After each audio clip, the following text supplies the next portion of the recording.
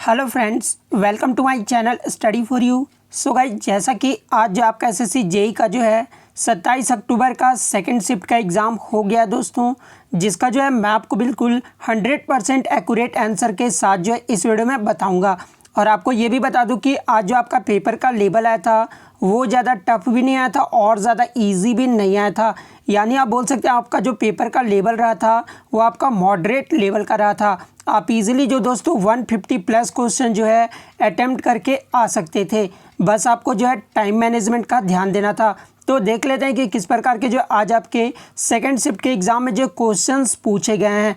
उससे पहले एक बात और दोस्तों कि जिन्होंने भी अगर चैनल को सब्सक्राइब नहीं किया है तो एसएससी से रिलेटेड पल पल की अपडेट के लिए जो है चैनल को सब्सक्राइब ज़रूर कर दीजिएगा। और बगल में ही आपको एक बेल आइकन यानी घंटे का निशान भी दिख रहा होगा, तो आप उसे भी जो ज़रूर प्रेस कर दीजिएगा। तो चलिए वीडियो को स्टार्ट करते हैं। तो आज का जो आपका पहला क्वेश्चन है तो दोस्तों कि बार कोड का जो आविष्कार है ये किसने किया था। तो देखिए, ये जो बार कोड है ये मशीन रीडेबल फॉर्म का जो एक प्रोडक्ट है, ठीक है। और इसका जो आविष्कार किए थे ये नॉर्मन जोसेफ वुडलैंड ने किया था।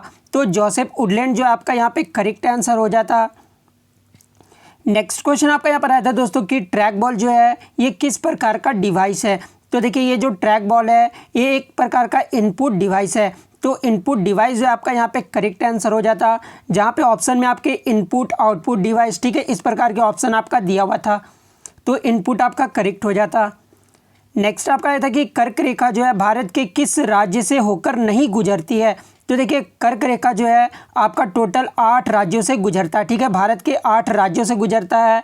कौन कौन से 8 राज्य? तो ये 8 राज्य आपको याद रखना है कि पहला आपका गुजरात हो गया, दूसरा राजस्थान, तीसरा मध्य प्रदेश, चौथा छत्तीसगढ़, पांचवा जो है झारखंड, छठा पश्चिम बंगाल, सातवां त्रिपुरा और आठवां जो वो मिजोरम है। ये 8 राज्य से जो है भारत का कर्क रेखा गुजरता है। तो 3 तो आपके दिए होंगे जो इन तीनों में से आपका ऑप्शन में दिया होगा, और एक आपका ऑप्शन में दिया हुआ था आंध्र प्रदेश, ठीक है। तो आंध्र प्रदेश जो है ये नहीं गुजरता, ठीक है। तो आंध्र प्रदेश आपका यहाँ पे करेक्ट आंसर हो जाता। नेक्स्ट क्वेश्चन आपका यहाँ पर आया था दोस्तों कि मानसून शब्द जो है ये किस भाषा से लिया गया है। तो देखिए, ये जो मानसून शब्द है ये जो है आपका उत्पत्ति जो इसकी अरब भाषा से की गई है। तो अरबी भाषा जो आपका यहाँ पे करेक्ट आंसर हो जाता। नेक्स्ट क्वेश्चन आपका यहाँ पे आया था दोस्तों कि हॉर्नबिल महोत्सव जो है ये कहाँ मनाया जाता है। तो देखिए, हॉर्नबिल महोत्सव जो है ये हर साल नागालैंड में मनाया जाता है। तो नागालैंड जो आपका यहाँ पे करेक्ट आंसर हो जाएगा। और ये कब से कब तक मनाया जाता है? तो ये 1 से 10 दिसंबर तक जो है नागालैंड में मनाया जाता है, और इसे जो है त्योहारों का त्यौहार भी कहा जाता है। तो यदि आगे के शिफ्ट में आपसे पूछा जाए कि त्योहारों का त्यौहार जो है किस महोत्सव को कहा जाता है, तो ये भी आपका रखना है कि हॉर्नबिल महोत्सव को जो है त्योहारों का त्यौहार कहा जाता है। नेक्स्ट आपका था दोस्तों कि FIH player of the year 2019 का जो अवार्ड किसे मिला है। तो देखिए, FIH player of the year का जो अवार्ड है ये इंटरनेशनल हॉकी फेडरेशन के द्वारा जो है दिया जाता है, ठीक है। और 2019 में जो ये अवार्ड मिला है ये मनप्रीत सिंह को मिला है, जो कि भारत के खिलाड़ी है। तो मनप्रीत सिंह जो आपका यहाँ पे करेक्ट आंसर हो जाएगा। बात कर ले वुमेन में जो FIH player of the year award किसे दिया गया 2019 में, तो ये जो इवा डी गोइडो को दिया गया है। तो ये भी आपको याद रखना है। और इसकी जो स्थापना ये कब की गई है, मतलब ये अवार्ड जो है कब से दिया जाने लगा है, तो 1998 से जो है ये अवार्ड दिया जाने लगा है। तो ये भी आपको याद रखना है। नेक्स्ट आपका था कि नीति आयोग का जो गठन है ये कब हुआ था। तो देखिए, नीति आयोग का जो गठन किया गया है ये 1 जनवरी 2015 को किया गया है। तो 1 जनवरी 2015 जो आपका यहाँ पे करेक्ट आंसर हो जाएगा। बात कर ले नीति आयोग का, नीति का जो फुल फॉर्म है वो क्या होता है, तो national institution for transforming India होता है, ठीक है।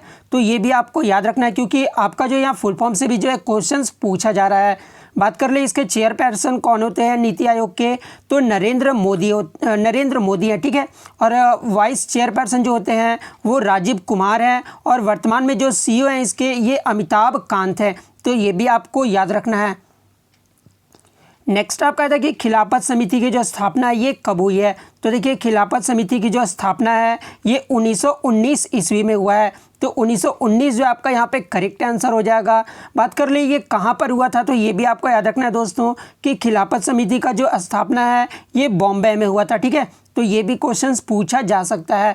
बात कर ले जो इसका अध्यक्षता जो ये किसने किया था, तो ये भी आपको याद रखना है कि इसकी जो अध्यक्षता है ये महात्मा गांधी ने किया था, ठीक है। दिल्ली में जो खिलाफत कमेटी के पहले सम्मेलन की अध्यक्षता जो किसने किया था, तो महात्मा गांधी के द्वारा किया गया था। नेक्स्ट क्वेश्चन आपका यहाँ पे आता है दोस्तों कि वर्ल्ड रैपिड चेस चैंपियनशिप 2019 के विजेता कौन बने हैं। तो देखिए वर्ल्ड रैपिड चेस चैंपियनशिप 2019 के जो विजेता बने हैं ये मैग्नस कार्लसन बने हैं, जो कि नॉर्वे के रहने वाले हैं। तो मैग्नस कार्लसन जो आपका यहाँ पे करेक्ट आंसर हो जाएगा। बात कर ले महिलाओं में, तो महिला में जो वर्ल्ड रैपिड चेस चैंपियनशिप बनी है ये हम्पी कोनरू बनी है, जो कि भारत की रहने वाली है। तो ये भी आपको याद रखना है।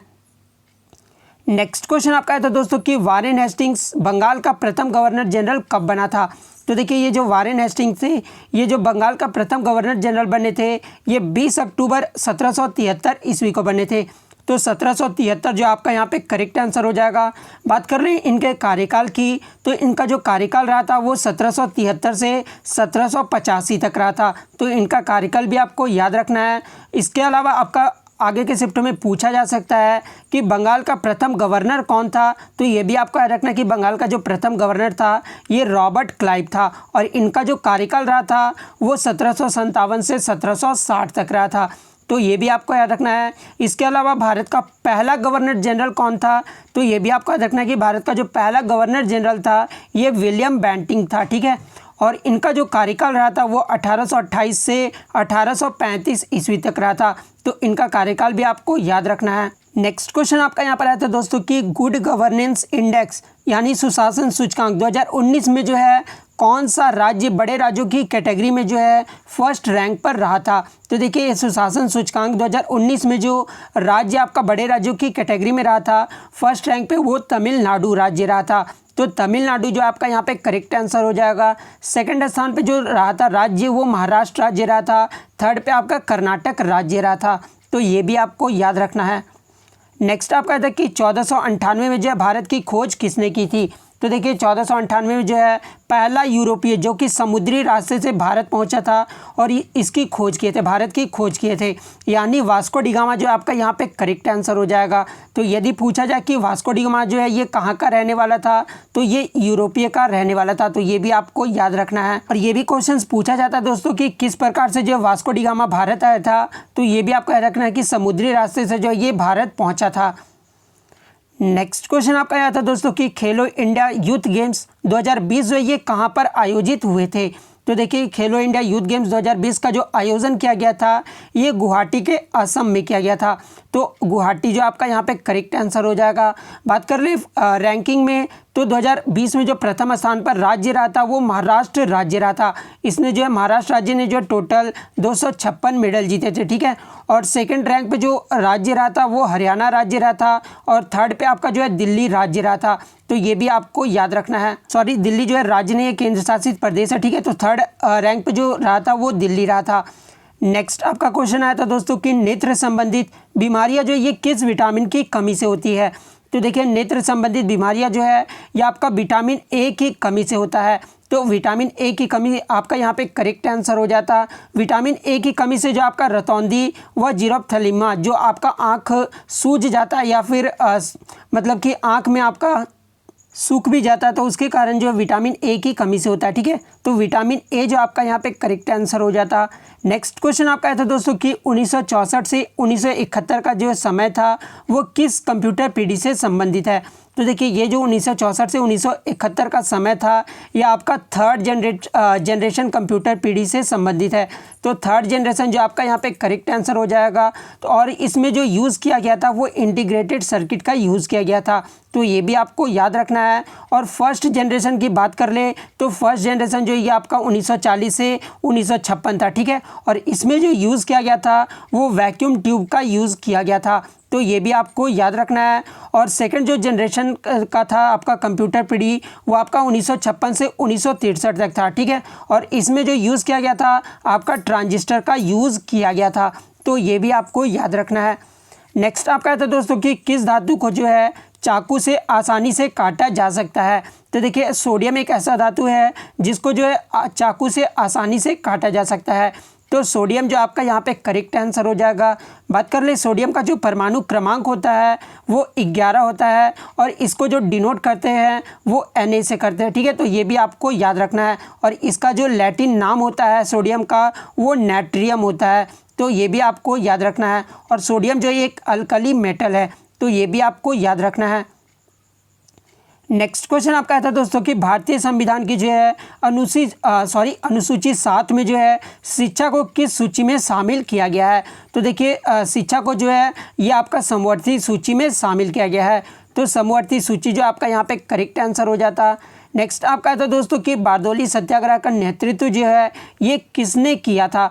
तो देखिए बारदौली सत्याग्रह का नेतृत्व जो है ये वल्लभ भाई पटेल के द्वारा किया गया था। तो सरदार वल्लभ भाई पटेल जो आपका यहाँ पे करेक्ट आंसर हो जाएगा। इनके बारे में आपको बता दें दोस्तों कि जून 1928 में जो है ये जो आपका बारदौली सत्याग्रह हुआ था ये आपका गुजरात में हुआ था। और कब हुआ था, तो जून 1928 ईस्वी में हुआ था। और यह जो सत्याग्रह था ये एक प्रमुख किसान आंदोलन था जिसका नेतृत्व जो है सरदार वल्लभ भाई पटेल के द्वारा किया गया था। तो ये फैक्ट आपको याद रखना है। नेक्स्ट क्वेश्चन आपका यहाँ पर आया था दोस्तों कि 22 अक्टूबर 1764 को जो है कौन सा युद्ध हुआ था। तो देखिए 22 अक्टूबर 1764 को जो है ये बक्सर का युद्ध लड़ा गया था। तो बक्सर का युद्ध जो आपका यहाँ पे करेक्ट आंसर हो जाएगा। बात कर ले बक्सर का युद्ध जो है किन के बीच लड़ा गया था, तो ये ब्रिटिश ईस्ट इंडिया कंपनी और सिराजुद्दौला के बीच लड़ा गया था। तो ये भी आपको याद रखना है। नेक्स्ट क्वेश्चन आपका है था दोस्तों कि transparent circular part of the front I of the eye ball cold, मतलब कि आई बॉल की जो है आँख की जो है ट्रांसपेरेंट पार्ट को जो है क्या बोला जाता है। तो देखिए आँख के जो है ट्रांसपेरेंट पार्ट को जो है कॉर्निया बोला जाता है। तो कॉर्निया जो है आपका यहाँ पे करेक्ट आंसर हो जाता।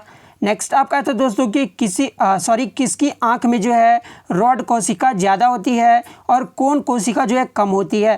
तो देखिए किसकी आंख में, उल्लू की आंख में जो है रॉड कोशिका ज़्यादा होती है और कौन कोशिका जो है कम होता है।